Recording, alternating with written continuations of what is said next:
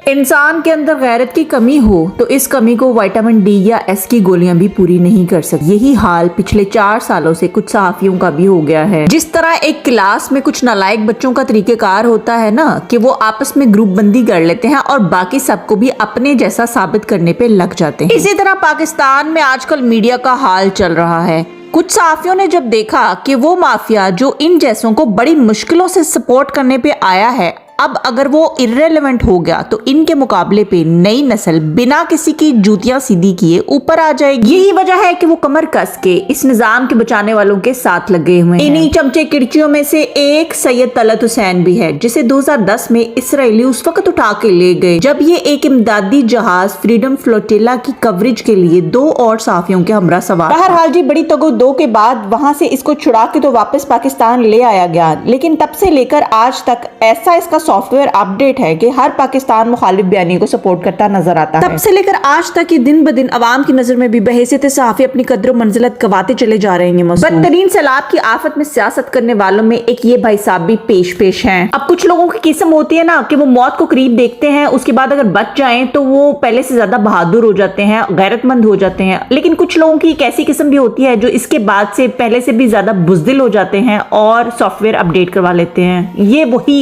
Type है। इमरान खान की कल की रिकॉर्ड तोड़ टेलीथॉन के बाद से ये भाई अब तक अपना ऊपर नीचे का पूरा जोर लगाते नजर आते हैं कि भैया अभी तो 500 अरब रुपए प्लेज हुए हैं, आए तो नहीं अकाउंट में। फिर थोड़ी देर बाद खुद ही अपने आप को रद्द करते हुए नजर आते हैं और कहते हैं कि अच्छा, अगर ये पैसे अकाउंट में आ भी गए तो इमरान खान ये पैसे कौन से सियासी मकासद के लिए इस्तेमाल करेगा, क्योंकि ये सब तो फॉरेन फंडिंग केस में साबित हो चुका है। उफ, ये बात कहते हुए ये आदमी शर्मो हया के तमाम रिकॉर्ड तोड़ देता है और जरा देर को भी ये जानने की तौफीक नहीं करता कि भला अवाम ने एक बार भी पैसे देने से पहले ये पूछा कि हम तो पीटीआई पे अब एतबार नहीं करते या पहले से जरा सा कम करते हैं। ऐसे लोग इस वक्त दरअसल किसी की जानिब से मिशन पर लगाए गए हैं। ये उस इमरान खान से सवाल करते हैं जो पहले भी इसी तरह के फंड्स के जरिए बीसियों प्रोजेक्ट्स अपने पाए तक मील तक पहुंचाकर दिखा चुका है, जैसा कि यूनिवर्सिटियां और अस्पताल वगैरह। इसके बावजूद मैं हैरान हूं कि ऐसे लोगों में हिम्मत कहां से आ जाती है कि अवामी बयानियों का सिर्फ काउंटर नैरेटिव बनाने की भोंडी कोशिश करने से आज बाज नहीं आ रहे। तो आइए आप भी जरा इस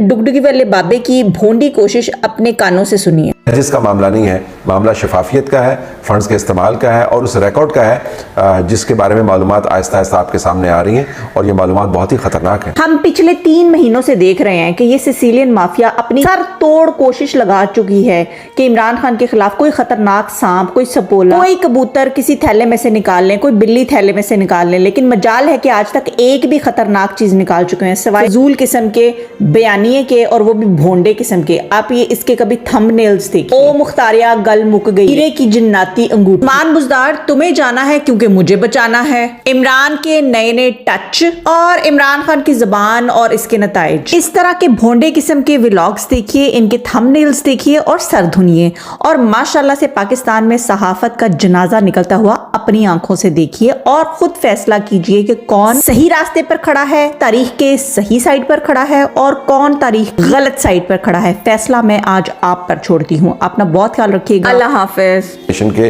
लिहाजा पिछला तमाम रिकॉर्ड दुरुस्त हो गया, पिछला तमाम रिकॉर्ड दुरुस्त नहीं हुआ और कल की जो ऑडियो लीक आई है उसका रिकॉर्ड भी दुरुस्त नहीं हुआ।